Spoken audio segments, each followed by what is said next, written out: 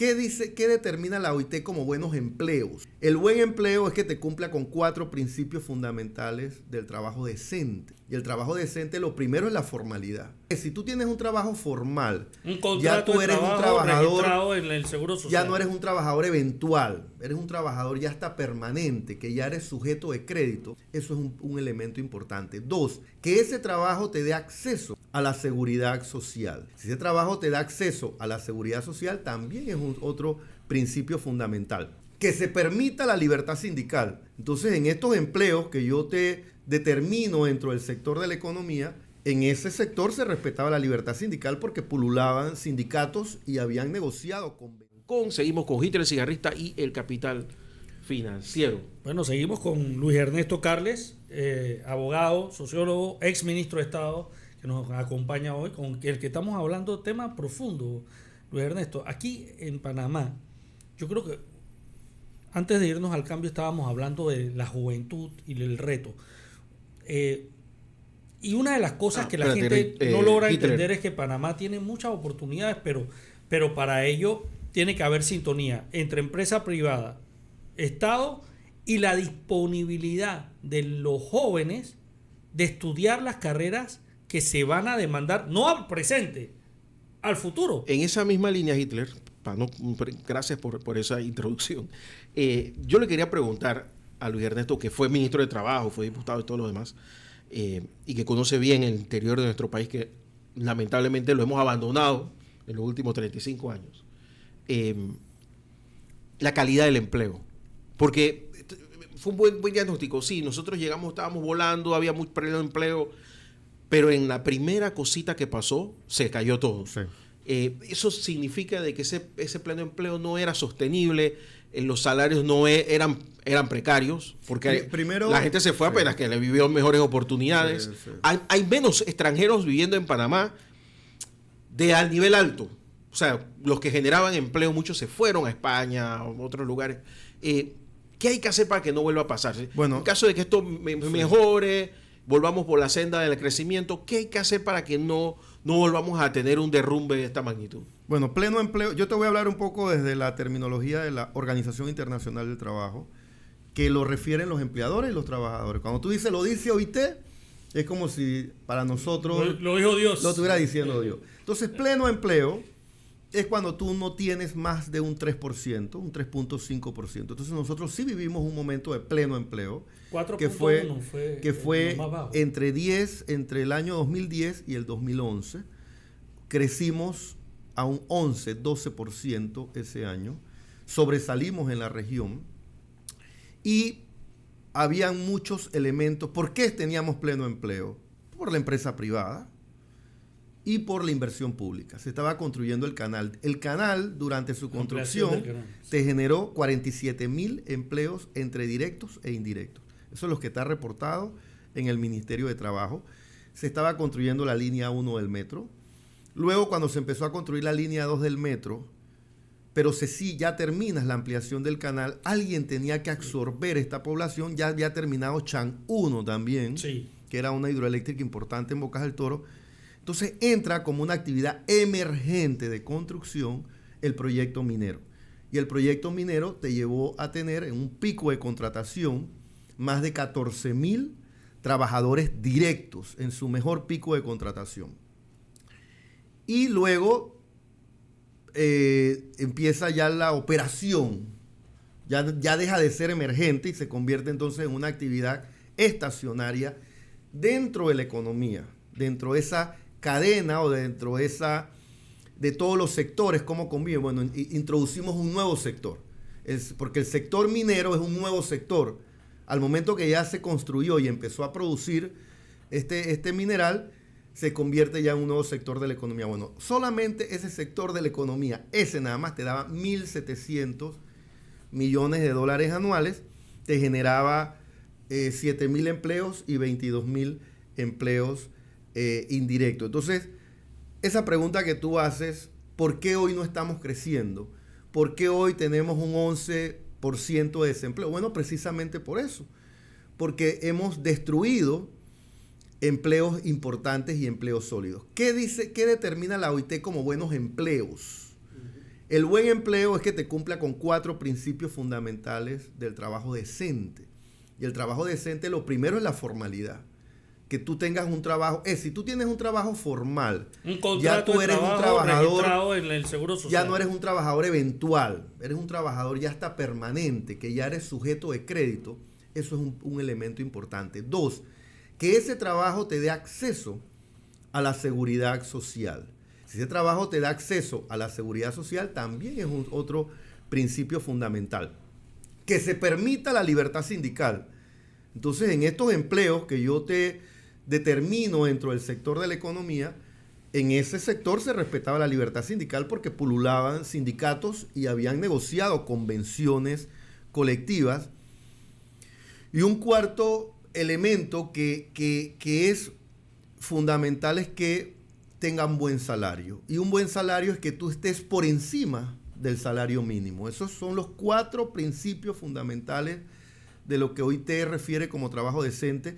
Y por eso OIT también en el 2017 y en el 2018 pone a Panamá como ejemplo en su informe anual del mercado, del futuro del mercado del trabajo. Es más, en el 2018, en octubre, se hace aquí en este país la reunión regional americana, donde el director de la OIT felicita a Panamá por sus buenos empleos.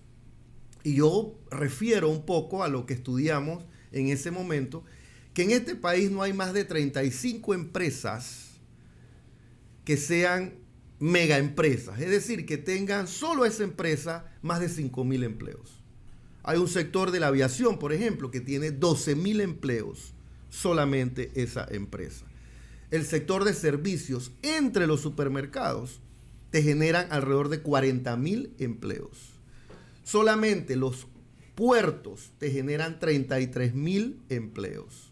Entonces ahí veías a mineras, solamente una empresa te generaba 7.000 empleos directos. Entonces, ¿y chiquita? Y chiquitas. O sea, es importante que nosotros protejamos a esos empleadores que generan mucho empleo y que aparte de generar mucho empleo, te generan buenos empleos.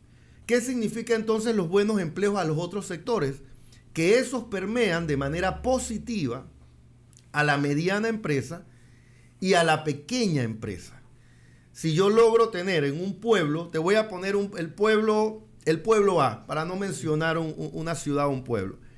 Pero en ese pueblo, de esa actividad económica, están nombrados o trabajan 300 trabajadores. Esos 300 trabajadores tienen que comprar alimentos.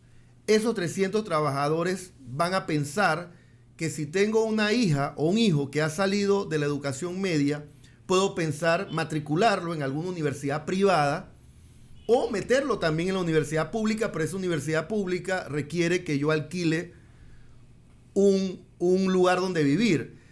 Y resulta ser que después generé para poder comprarme un carro o poder mejorar mi casa o decidir una ferretería para poder mejorar un cuarto de mi casa. Entonces, mira, has hecho de ese salario que ganabas en esa actividad económica, has hecho 6 actos de comercio.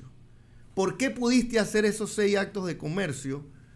Porque tú generabas un salario, un buen empleo, ya definido por OIT lo que es buen empleo, y lo generabas de manera formal y de manera permanente. Al ser sujeto de crédito, entonces tú lograbas mover la economía. Tú cuando multiplicas 1.700 por 7.000 trabajadores, estamos hablando de millones, y eso es lo que circulaba en esa actividad. Entonces, volviendo al punto, a mí sí me llama la atención que nosotros establecimos en este país un pacto por el empleo, y el pacto por el empleo, las universidades públicas y privadas juegan un papel importante. Entonces, lo que debería de suceder es que más jóvenes se sientan atraídos a estudiar en las universidades. Y a mí no me gustan esos sentimientos o emociones que a veces vienen de extremismos. Que yo soy pobre y no me puedo superar. Sí te puedes superar. La Universidad Tecnológica, por ejemplo, es una universidad del Estado y todas las carreras que ofrece la Universidad Tecnológica, que es la universidad que tiene las ingenierías más completas, es decir, que su especialidad es formar ingenieros, pero ingenieros en todos los aspectos que el mercado laboral requiere. Entonces tú tienes la oportunidad de estudiar y ahí es donde entonces los gobiernos tenemos que entender que solamente a través de la educación superior pública, la oportunidad de que el joven se pueda complementar dentro de educación profesional es que puedes conseguir un buen empleo. Porque los empleos informales, esos no son empleos, esos son informales. Claro. Eso tú trabajas un día, un mes, y 2 meses. Si te llueve no pudiste vender los productos y si entonces, hay cierre de calle... Tenemos que apostar a los buenos empleos. Pero, ¿y por qué sucede lo que tú dices que mucha gente ya se fue? Cuando decían el tema, no, que Panamá tiene muchos extranjeros. Mira, cuando yo fui ministro, yo busqué la formalización, porque cuando tú formalizas a través de un tema de migración laboral, tú logras asentar o que esa población se adapte a tu país, pero al mismo tiempo esa población genera riqueza, porque esas personas también empiezan a generar el consumo de otros actos de comercio, donde yo como panameño también me puedo beneficiar. Pero si toda esa gente se va, y es por eso, ¿por qué se fueron? Porque no es un país atractivo para la inversión extranjera y nos duele.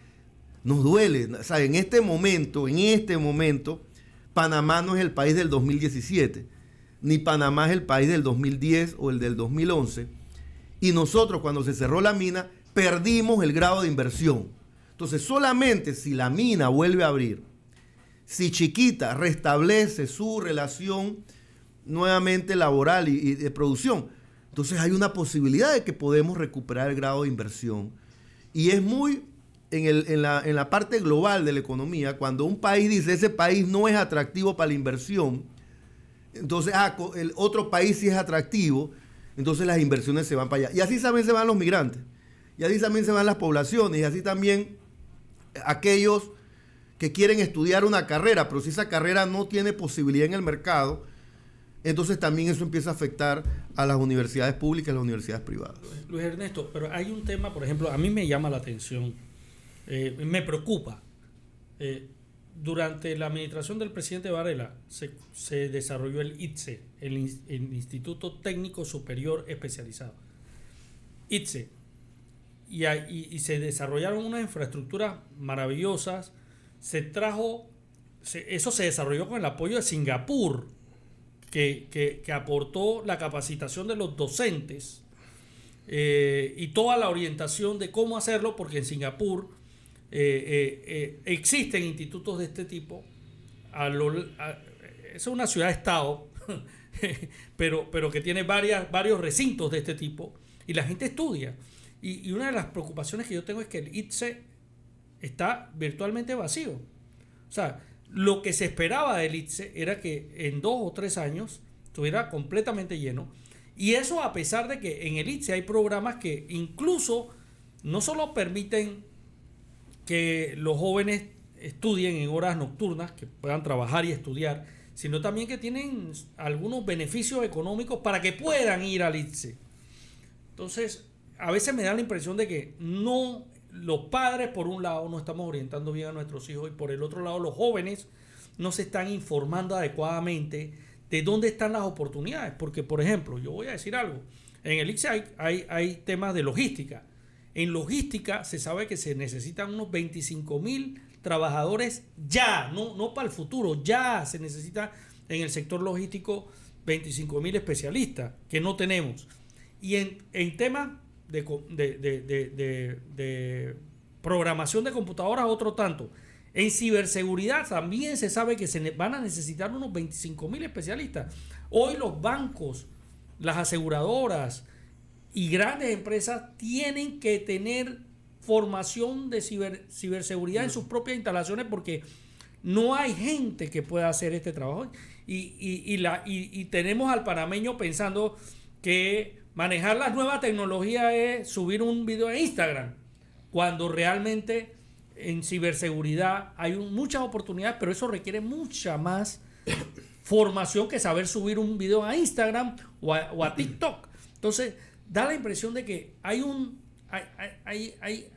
divorcio entre la realidad económica y las oportunidades y lo que nuestros jóvenes están pensando, amén del tema educativo, que ya, bueno, todos sabemos que el informe que se presentó la semana pasada, que en 5 años hemos perdido 490 días de clase, que Panamá es el país de América Latina que más clase ha perdido y que esa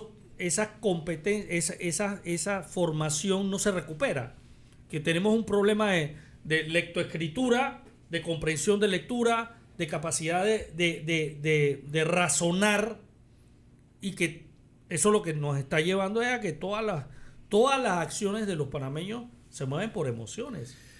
Recientemente el Foro Económico Mundial, que se reúne anualmente, el tema este año fue sobre el futuro del trabajo. Muy interesante. Todos los economistas del mundo se reúnen en Davos y uno de los temas era ver esto, precisamente lo que tú acabas, Hitler, de desarrollar muy bien. Y es precisamente la posibilidad de poder articular la necesidad del mercado, tiene que articular con la oferta de formación. Entonces, en esa oferta de formación, si no se revisa, por eso es que es importante que las universidades puedan abrir y cerrar carreras. Tiene que haber un medidor, bueno, sí los hay. INEC es un referente de que te pueda medir cuál es la demanda, qué es lo que se necesita en los próximos 5 años, 10 años, 15 años.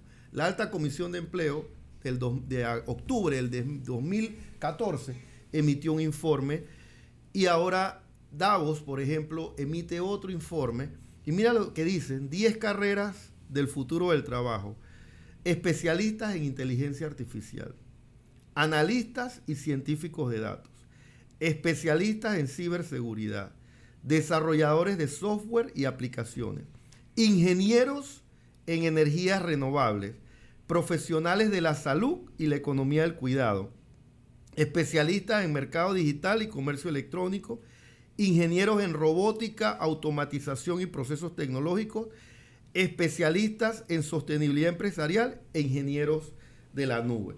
Entonces, cuando tú analizas esto, empecemos con el ICSE. El ICSE es una oferta académica pública de ciclo corto, que salió precisamente de la Alta Comisión de Empleo, que entrega su informe en octubre del 2014, y que después se viaja a Singapur, a Corea, a Inglaterra, de algunos modelos, y se implementa en Panamá. Lo que no debe hacer el ICSE es diversificar su oferta de formación, porque la oferta de formación fue precisamente diseñada para algunos sectores de la economía que van demandando mayor necesidad de talento humano en ciertas competencias. Entonces, el ICSE no puede estar, que yo creo que eso es lo que puede estar pasando, de que está diversificando como muchas carreras. No, sencillamente ya hay ya hay estudios que han establecido dónde se centra la necesidad, sobre todo en competencias. Mira, aquí hay una competencia que establece especialistas en sostenibilidad empresarial. Entonces, cuando tú ves todo el área de contabilidad, todo el área financiera, resulta ser que tienes que agregarle elementos de tecnología innovadora, de nuevas tecnologías, donde ahí entonces se pone la herramienta de la inteligencia artificial como un elemento importante. Voy a la Universidad Tecnológica. Aquí hablan claramente de todo lo que tenga que ver con las especialistas en energías renovables, especialistas en robótica, procesos de automatización y procesos tecnológicos. Procesos tecnológicos, por ejemplo, de traslado de carga, de transportación multimodal. Entonces, ahí tienes una universidad pública también que te ofrece una oferta de formación conectada con lo que requiere el mercado laboral. Y aquí me llamó la atención que nos están pidiendo profesionales de la salud y la economía de cuidado. Bueno, hay que decir más, Luis Ernesto, porque hay un problema en en el sector industrial, en el sector agrícola y en el sector de la salud, que es el relevo generacional. No hay gente para relevar En la fábrica hay personas de 60, 65 y hasta 70 años porque no hay jóvenes que puedan hacer el trabajo que ellos aprendieron a hacer y que crecieron en la fábrica. Muchos han evolucionado dentro de la fábrica y resulta que tienen buenos salarios, son profesionales, son apreciados por su patrono, pero no tienen relevo, entonces no se pueden jubilar. Y aquí dentro de las 10 carreras que sugiere el Fondo Económico Mundial, te señala también carreras relacionadas con la salud y con la economía de cuidado. Cuando yo busqué la oferta de formación en la economía de cuidado, que ahora voy a explicarles qué es la economía de cuidado, solo me encontré UDELAS. Sí, sí. Es la única universidad. ¿Qué son las economías de cuidado?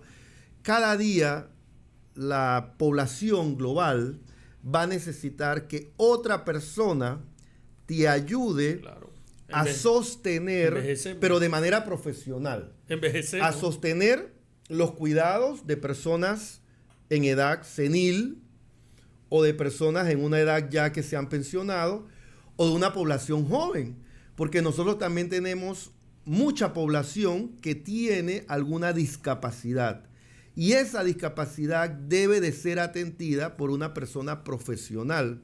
Entonces mira lo interesante de este informe, nos está llevando a que las economías de cuidado van a ser tan importantes en el mercado laboral que nosotros en nuestras universidades tenemos que formar personas enfermeras, médicos, fisioterapistas, gerontólogos. El gerontólogo es el especialista que sabe atender a una persona de una tercera edad o de una atención, pero que es una persona en una economía nacional, que es lo que llamamos ahora los home o los asilos, pero que ya hoy hay personas que están en un estado donde la familia decide ponerlo en un lugar donde lo atiendan de manera profesional. Eso es lo que me refiero.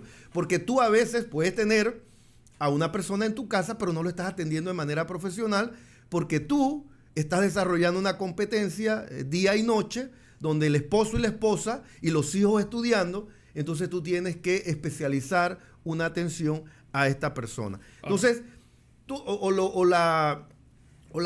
el alto rendimiento, también veía que de las economías de cuidado también entra una vertiente que tiene que ver con el deporte, con todo lo que es atención de alto rendimiento. Hoy día, todos los deportistas que se dedican a distintas disciplinas necesitan un acompañante profesional que los pueda orientar en esto. Entonces ahí te das cuenta. En alimentación, en entrenamiento. Así es, te das cuenta que la diversidad de lo que ofrece el mercado del trabajo en nuestro país requiere de una juventud profesional, que le demos oportunidad, pero que no cerremos esos empleos, porque al final con la incertidumbre, con los cierres, con todo lo que a veces pasa, lo que hace es que ahuyentas la inversión. Y a mí lo que más digo la palabra me duele, porque es nuestro país, es que cierran una actividad económica producto de la desinformación, producto de los ataques.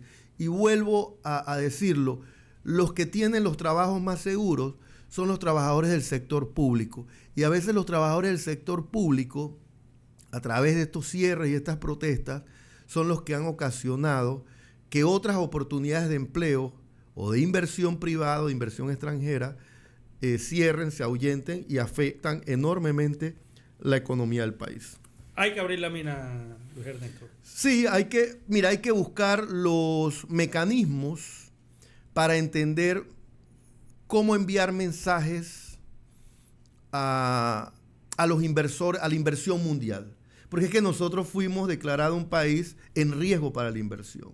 Entonces, la única manera de poder recuperar la confianza que Panamá es un país donde se puede invertir en distintos sectores de la economía, es que nosotros volvamos a dar esa confianza internacional y no solo la mina, la empresa bananera, y ahí viene el gobierno, tiene que buscar la manera de sentarse con el sindicato. La ministra de Trabajo, siéntese con eso de haber detenido ayer a Francisco Smith, eso creo que no está bien porque eso va a afectar esa negociación. Entonces es importante que en una negociación el gobierno intervenga para que esa empresa productora de banano no se vaya.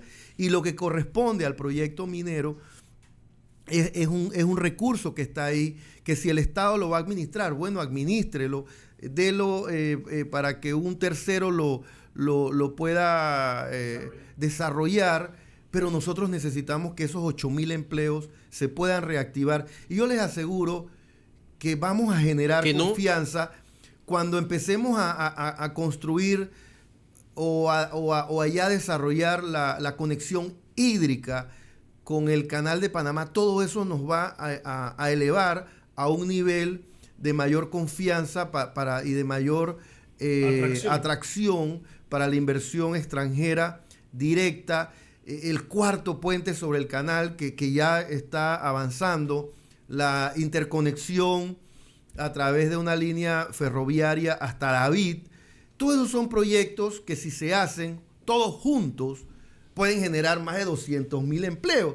Y como empecé, el Chenchen no lo genera un gobierno. El Chenchen lo genera los empleos. Y todos esos jóvenes que están en la universidad, los jóvenes que están en la universidad no están estudiando para transitar un taxi, pues, o manejar un taxi. Los jóvenes que están estudiando en la universidad quieren trabajar en las empresas aéreas, quieren trabajar en las empresas portuarias, quieren trabajar en la mina, quieren dirigir procesos, por ejemplo en Chiquita, en todas estas empresas que generan tanto empleo en el país, porque si al final pensamos que la opción es protestar, entonces habrá que cerrar las universidades, pues, porque entonces... Y la agricultura también, porque... Porque entonces, ¿para qué estamos formando a los jóvenes? Los jóvenes los estamos formando porque trabajen en las grandes empresas, en los sectores de la economía, que son los que generan empleo, progreso y prosperidad en un país. Oye, se nos acabó el tiempo, pero vas a tener que volver a traer. Sí, vamos a tener que volverlo a invitar, porque el dominio del tema es importante y a veces se nos olvida. Es importante hablar con gente que sabe. Así es. Luis Ernesto Cárdenas, gracias por estar con nosotros aquí. Muchas gracias por la invitación, Hitler. Don Hitler, Guillermo. Volvemos el lunes con el Capital Financiero y mañana con la tertulia. Vamos a la pausa y regresamos para irnos a Washington DC, aquí en La Mañana Ancon por Radio Ancon.